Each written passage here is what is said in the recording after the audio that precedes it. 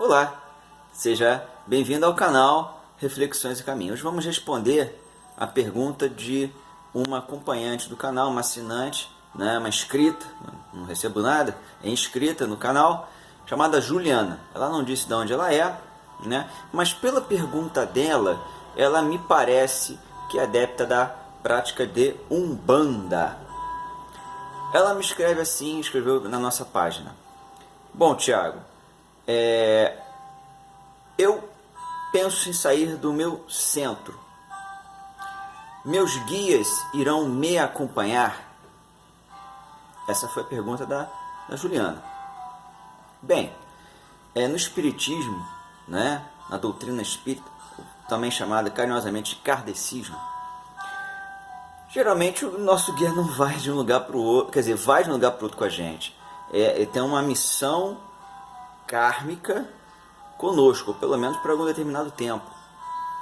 É claro que nenhum guia espiritual, nenhum amigo espiritual, ele trabalha sozinho, até porque ele não é nosso escravo, tá?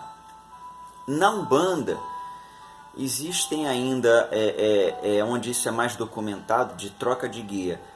O Pedro, por exemplo, sai do terreiro A, vai para o terreiro B, e o caboclo Araribóia, que ele incorporava no terreiro A, deixa de baixar, deixa de incorporar e passa a incorporar o caboclo Cobra Coral, Não que o guia Araribóia tivesse ficado chateado, virou as costas, não. Por quê?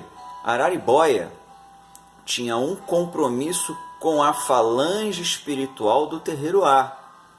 Ele trabalhava, sim, através do médium Pedro, mas ele não tinha vínculo kármico, vínculo espiritual, de missão, de planejamento reencarnatório com Pedro. Ele fez uma parceria com o médium Pedro para juntos trabalharem a caridade no terreiro A. Já que Pedro saiu, Araribóia vai esperar outro médium chegar para continuar o seu trabalho evolutivo, o seu trabalho na caridade, na luz do Mestre Jesus. Nas umbandas, muitas umbandas, Jesus é sincretizado com Oxalá. Isso é comum de acontecer. Isso significa que o médium Pedro não tem um guia? Tem, só que nem sempre o guia se manifesta, ele fica trabalhando anonimamente.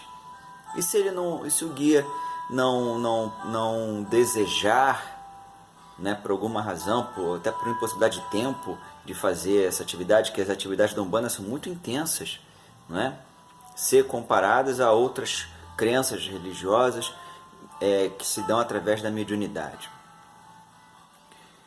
Então, vem outra entidade, que é guia também.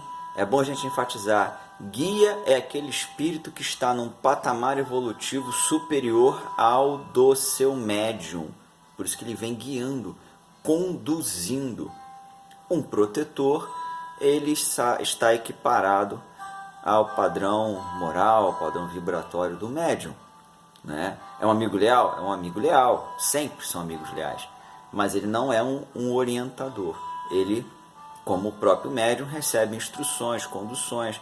As esferas de atividade são diferentes, mas o status quo de um protetor não suplanta ao de um guia, de um mentor, ao de um orixá, dependendo da sua prática religiosa. Então, Juliana, pode haver uma modificação, sim, de algum dos seus amigos espirituais. Claro que não todos, Da mesma forma que eu usei o exemplo de Pedro, vamos usar agora o exemplo de uma médium chamada Mariana. Mariana saiu do terreiro C para o terreiro D. Trabalhava com a preta velha, tia Filomena, o caboclo Urubatão da Guia e, um Exu Tranca-Ruas, certo? Quando a Mariana sai do terreiro C para o terreiro D, o caboclo Urubatão da Guia não se manifesta mais, passa a se manifestar a cabocla Janaína. O Exu Tranca-Ruas se modifica, permanece o tranca-rua, mas ele vem diferente. Parece que é outra pessoa. E a tia Filomena não. Tia Filomena continua a tia Filomena, preta velha. Né? O que isso significa? Tia Filomena, preta velha, tem um vínculo espiritual já no planejamento reencarnatório da médium Mariana. Então, onde a Mariana for, a véia vai. O caboclo Urubatão da Guia, obviamente, pertencia à falange do terreiro C. Cabocla Janaína pertence à falange, à egrégora espiritual do terreiro D. E quanto ao tranca-rua, que ficou diferente? A gente sabe que na Umbanda e no Espiritismo também, embora isso não seja muito divulgado, os espíritos se organizam por falanges. Por isso que numa mesma sessão de Umbanda você vê 4, 5 caboclo flecheiro incorporando ao mesmo tempo. O espírito não se divide, né? Pelo menos aqueles espíritos não se dividem. São espíritos que trabalham de forma parecida e que adotam um pseudônimo, que tem algum significado esotérico. Então, no caso do tranca-rua, são 2 espíritos da mesma falange.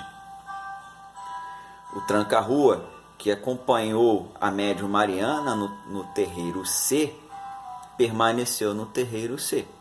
Então se apresentou outro espírito que também adotava o nome de tranca-ruas no terreiro D para acompanhar, trabalhar junto à médium Mariana.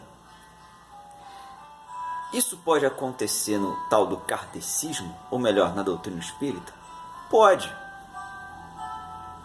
Se eu trabalho aqui na casa de Bezerra de Menezes, no Andaraí, tenho meu guia, meu amigo espiritual, né? E tenho o Otto, tenho o Carlos Alberto, né? O guia, por exemplo, chama-se José Lucas, por exemplo. Aí vou para um terreiro de Umbanda. Aí eu não passo mais a me relacionar com José Lucas, mas a vibração dele é tão parecida com a do Pai Joaquim. Por quê?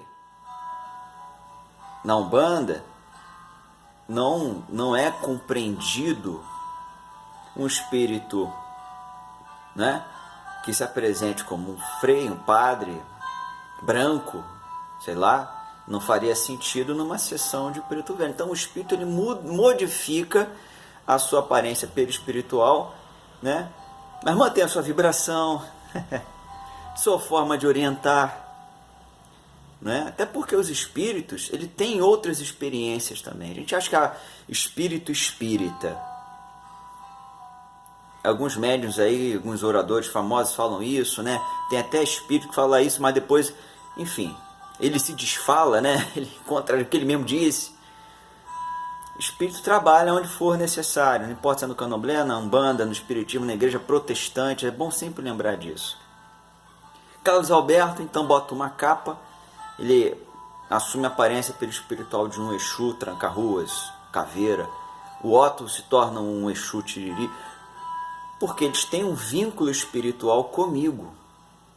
Ah, mas só vai vir o Carlos Alberto e o José Lucas. O Otto vai ficar para trás. O médico espiritual se prende com o médico espiritual, o Otto, né? Então ele vai permanecer no grupamento espiritual de Bezerra de Menezes, lá do Centro Espírita Bezerra de Menezes. Isso também acontece, né? Aí quando eu vou lá na sessão, na palestra, dar um passe numa casa kardecista, por assim dizer, lá está José Lucas me ajudando a dar o passe. Novamente, quem cria os rótulos somos nós, os espíritos apenas trabalham.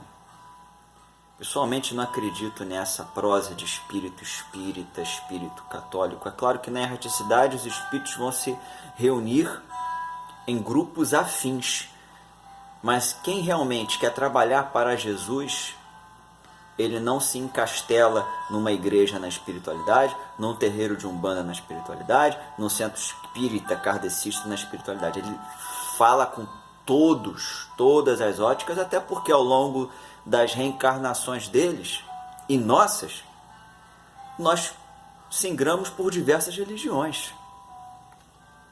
Então, Juliana, espero que esse programa tenha levado um pouquinho de luz a você. E se algum amigo espiritual seu ficou para trás, é porque precisou. O reencontro sempre acontece. Na atual encarnação, em algum momento, ou após, as amizades permanecem. Guia nenhum vira as costas para a gente. Às vezes nós, pelo nosso orgulho, vaidade, é que viramos as costas para os nossos sempre eternos amigos espirituais. Compartilhe esse canal, vamos divulgar o bem, vamos aplicar os nossos conhecimentos sobre o Evangelho do Mestre. E até o próximo episódio.